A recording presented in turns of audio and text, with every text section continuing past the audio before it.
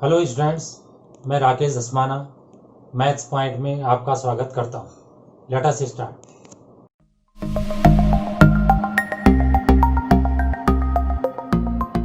कक्षा 9 में गणित के अंतर्गत त्रिभुज अध्याय में प्रश्नावली 7.3 का पहला प्रश्न हल करते हैं। त्रिभुज ABC और त्रिभुज DBC एक ही आधार BC पर बने दो समद्विबाहु त्रिभुज इस प्रकार हैं कि A और D BC के एक ही ओर स्थित है। तो क्या क्या बातें हैं? एक तो ये दोनों समद्विबाहु हैं, इसका मतलब ए बी बराबर AC होगा और डी बी बराबर DC होगा। और दूसरा जो A और D हैं वो BC के एक ही तरफ हैं, तो यहाँ पे इधर की तरफ है, मतलब इधर की तरफ नहीं है। देखिए आकृति 7.39। यदि AD को बढ़ाने पर BC को P पर प्रच्छेद करे, ये P है, तो दर्शाइए त्रिभुज ABD सर्वांग सम है त्रिभुज ACD के। दूसरा भाग त्रिभुज ABP सर्वांग सम है त्रिभुज ACP के। तीसरा भाग AP कोण A और कोण D को समद्विभाजित करता है। AP रेखाखंड BC का लंब समद्विभाजक है। तो ये प्रश्न आपके सामने मैंने पढ़ दिया है। अब इसका हल देखिए।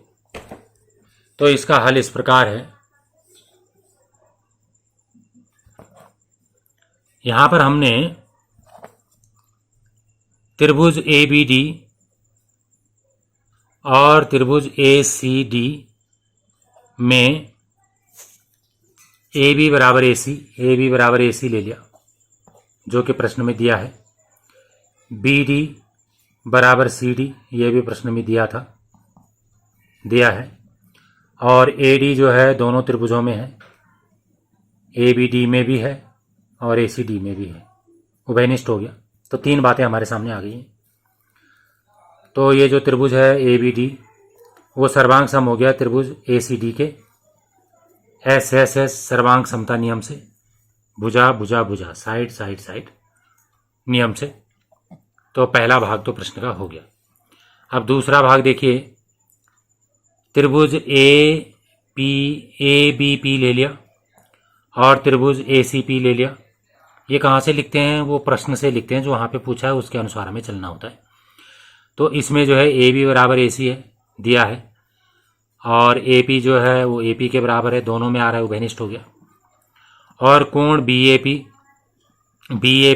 ये वाला कोण और कोण CAP ये वाला कोण बराबर है, क्योंकि हमने ऊपर जो है ये वाला त्रिभुज और ये वाला त्रिभुज सर्वांग सम सिद्ध करे थे। तो CPC से ये कोण इसके बराबर होगा, और मैंने यहाँ पे लिखा है, उसे देख लीजिए। चूँकि त्रिभुज ABD सर्वांग सम है त्रिभुज ACD में, जो हमने भाग 1 में सिद्ध करा, उससे सिद्ध होता है कि कोण BAD बराबर है कोण CAD के, चूँकि सर्वांग सम त्रिभुज के संगत भाग बराबर होते हैं। तो अब यहाँ पर दो भुजाएं आ गई, बीच का कोण आ गया, अतः त्रिभुज ABP सर्वांग सम हो गया त्रिभुज ACP के, ऐसे है सर्वांग समता नियम से। अब इसमें आप अगला भाग देखिए। अब जो ABD त्रिभुज है ABD और त्रिभुज ACD है ACD, इसमें भाग 1 में जो हमने करा था सिद्ध, उससे BAD ये वाला कोण और CAD ये वाला कोण बराबर हो गए थे CPC से। तो इसका मतलब कोण BDA और कोण CDA ये भी बराबर होंगे CPC से, क्योंकि ये दोनों त्रिभुज जो हैं सर्वांग सम है। अब इनके बाहर जो है माइनस कर दिया और दोनों तरफ 180 जोड़ दिया, तो कोण आ गया BDP बराबर कोण आ गया CDP। तो एक बार चित्र में देख लीजिए कि मैंने क्या कहा। अभी मैंने ये कहा कि हमने ये वाला त्रिभुज और ये वाला त्रिभुज सर्वांग सम कर दिए थे, तो ये कोण इसके बराबर होगा CPC से, और ये वाला कोण भी इसके बराबर होगा, ये मैंने बात कही। तो ये इसके बराबर है, तो इसका ऋण इसके बराबर होगा, दोनों का ऋण आपस में बराबर होगा। और 180 में से घटा देंगे तो ये वाला कोण इसके बराबर होगा। तो इसका मतलब जो AD लाइन है, AD जो रेखाखंड है, वो इस कोण को भी आधा आधा कर रहा है, इसको भी आधा आधा कर रहा है। तो अब देख लीजिए कि आगे क्या है। अतः AP जो है वो कोण A और कोण D दोनों को समद्विभाजित करता है। अब फोर्थ पार्ट में फिर से हम ABP को सर्वांग सम ACP लिख देते हैं, जो हमने भाग 2 में सिद्ध किया है।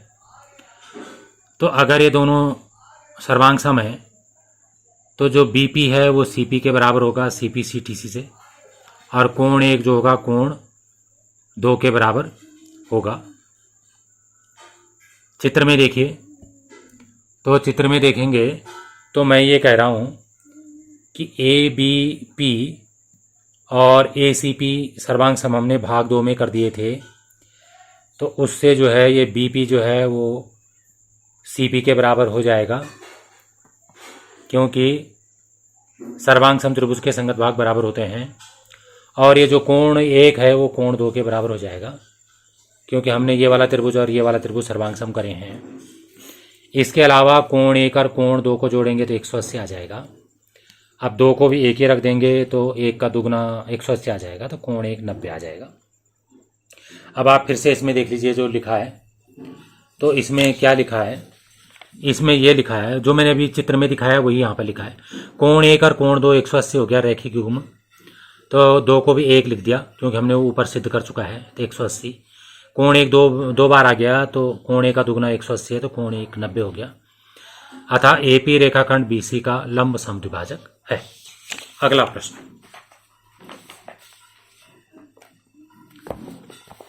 अगले प्रश्न में आप देखिए AD एक समद्विबाहु त्रिभुज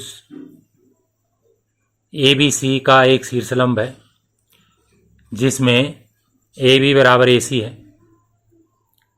दर्शाइए कि AD रेखाखंड BC को समद्विभाजित करता है, AD कोण A को समद्विभाजित करता है। चित्र इस प्रश्न में नहीं दिया है, तो चित्र हमें बनाना होगा, और अगर दिया होता तब भी हमें बनाना होता। चित्र आपको हर एक को हल करते समय बनाना ही है। तो अच्छा क्वेश्चन है, आसान क्वेश्चन है। इसमें हमने ABD त्रिभुज ले लिया और ACD त्रिभुज ले लिया, जो कि आपके सामने दिख रहा है।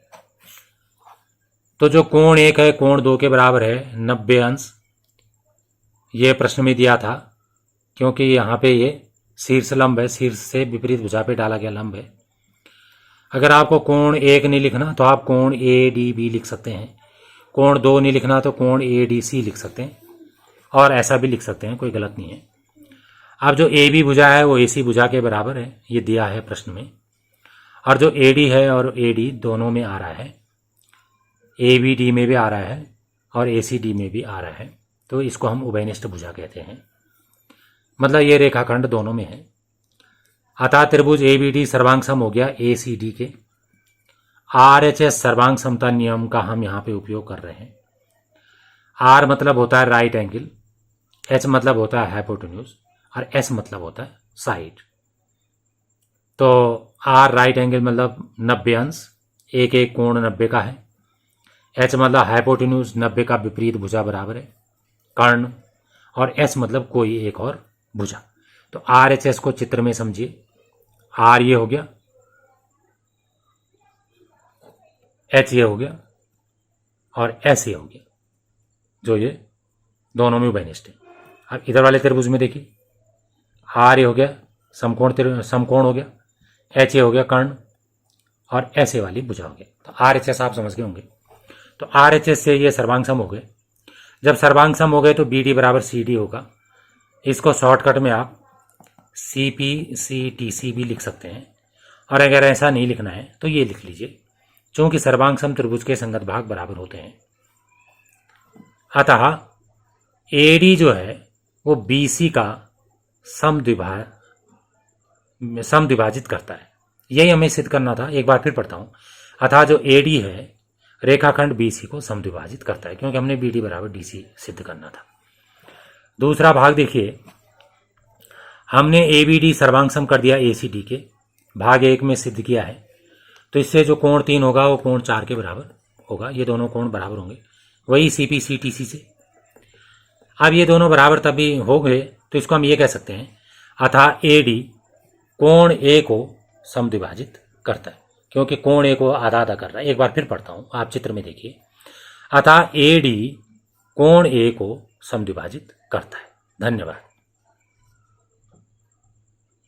अगर आपको वीडियो पसंद आई हो तो इसे लाइक करें, शेयर करें, सब्सक्राइब करें और लेटेस्ट वीडियो जानने के लिए बेल आइकन को प्रेस करें। और अगर आपका कोई डाउट हो तो फीडबैक में मुझे शेयर करें। थैंक्स।